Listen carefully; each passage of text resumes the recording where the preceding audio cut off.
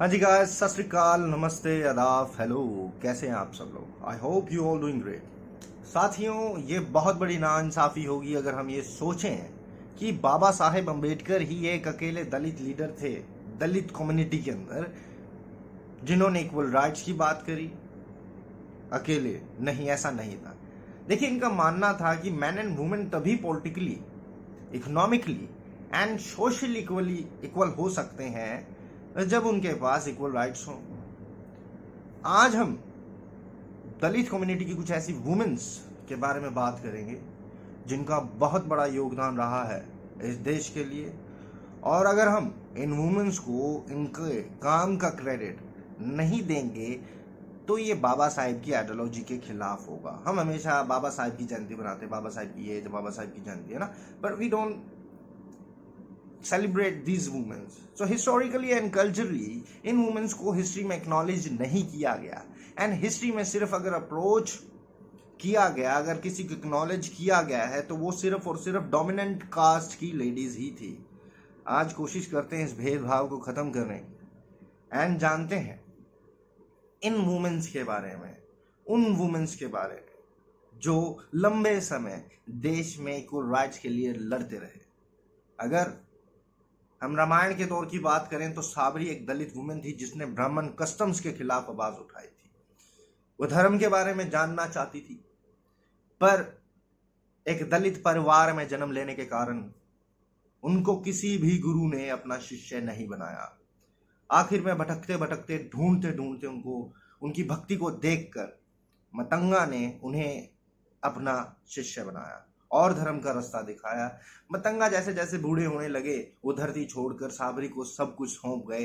आखिरी में साबरी की इच्छा हुई मरते हुए मतंगा से पूछने की कि वो कैसे भगवान से मिल सकती हैं। तो मतंगा ने उन्हें बताया, इंतजार करें, भगवान राम आएंगे। अब भगवान राम अपनी औरत जी सीता जी को, जो कि रावण द्वारा अगवा कर ली गई थी, उसे ढूंढते ढूंढते साबरी के आश्रम तक पहुंचे और वहां साबरी ने खुशी से उन्हें बेर खिलाया और वो भी खुद टेस्ट कर कर। तो लक्ष्मण को बहुत बुरा लगा और उन्हें राम से पूछा कि ये औरत कैसी औरत है, ऐसा कैसे कर सकती है? तो राम ने कहा, ये उनकी भक्ति है, ये उनका प्रेम है मेरे प्रति कि मुझे स्वादिष्ट बेर ही मिले, ना कि कोई फीका बेर।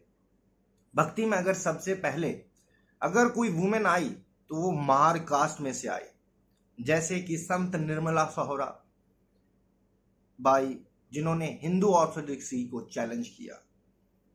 ऐसे ही नांगली थी जो ब्रेस्ट एक्स के खिलाफ लड़ी थी। ये ब्रेस्ट एक्स लगता था लोअर कास्ट की वुमेन्स के ऊपर। अगर उन्हें अपनी ब्रेस्ट को कवर करना है, अपने स्तनों को कवर करना है, तो उन्हें टैक्स देना पड़ेगा। इससे तंग आकर नांगली ने अपने स्तन को काटकर टैक्स कलेक्टर को दे दिया कि भी टैक्स लेते हो यही ले लो जिसके लिए लेते हो। ऐसे करने पर इनका कारण यही था कि इनकी कम्युनिटी की जो लोग थे सबकी सोच गुलामी जैसी हो गई थी, भी हमने गुलामी ही करनी है। तो ऐसा करने का इनका यही रीजन था कि यहाँ की जो वुमेन्स हैं वो इंस्पायर हो, उनको इंस्पायर करना चाहती थी ताकि वो अगर इनके ऊपर, वुमेन्स के ऊपर किसी भी तरह की एट्रोसिटीज होती हैं तो वो अपनी आवाज उठाए, ना कि दबे कुचले रहे। हर एक सोसाइटी और सेक्शन ने फ्रीडम स्ट्रगल के अंदर भी हिस्सा लिया है, जैसे कि कुयेली जो कि कमांडर थी वेल्लू नचायर की आर्मी की। ये रानी थी शिवगंगा जगह है तमिलनाडु में, वहां की। यह दलित वुमेन थी जो 1780 में ब्रिटिशर्स के खिलाफ लड़ी थी। ऐसे ही झलकारी बाई जो कि 1857 की लड़ाई में लड़ी थी, जो कि रानी लक्ष्मीबाई के साथ ही थे। ऐसे ही उदा देवी जिन्होंने एक बटालियन बनाई, ये भी दलित थी और इनकी battalion under the leadership of Begum Hazrat Mahal चल रही थी। अगर सोशल रिफॉर्म्स की बात करें तो इसमें आती हैं सावित्री बाई फुले। ये सावित्री बाई फुले ने, इनके हस्बैंड ने बहुत सारा सोशल रिफॉर्म वर्क किया है। इन्होंने स्कूल स्टार्ट किए थे दलित्स के लिए 1848 के अंदर।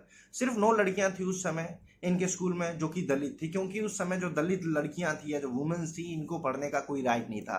दे don't have any right to worship और एनीथिंग, सो 3 स्कूल और बनाए इन्होंने जिसमें 150 और लड़कियां, क्योंकि अवेयरनेस फैलती गई 150 लड़कियां और होगी।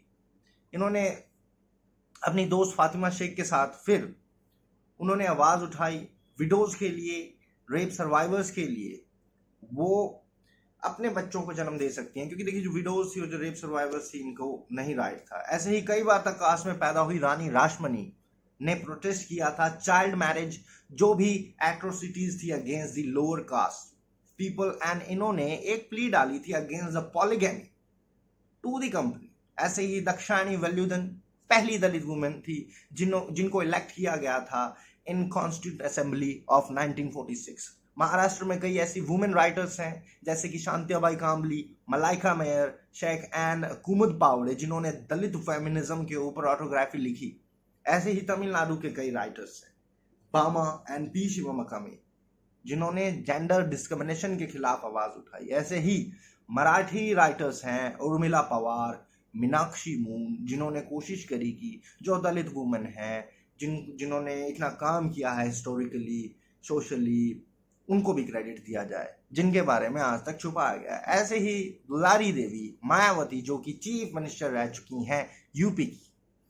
देखिए कितनी दलित वुमेन्स थी जिन्होंने देश को, देश के लोगों को अच्छा जीवन दिखाने के लिए कितना कुछ कुर्बान कर दिया और इतिहास के पन्नों में अपना नाम रोशन कर दिया और अपनी कम्युनिटी का। डोमिनेंट क्लास को दिखाना सही नहीं है। हमको हर एक कास्ट के लोगों को, वो चाहे मेजोरिटी है या माइनॉरिटी है, जिन्होंने मेहनत करी है सोसाइटी के अंदर इस देश को आगे बढ़ाने के लिए, हर एक को क्रेडिट दिया जाना चाहिए। अकेली मेल डोमिनेट सोसाइटी को नहीं क्रेडिट देना चाहिए, वुमेन्स को भी क्रेडिट देना चाहिए। आई होप आप लोगों को ये मेरा वीडियो अच्छा लगे।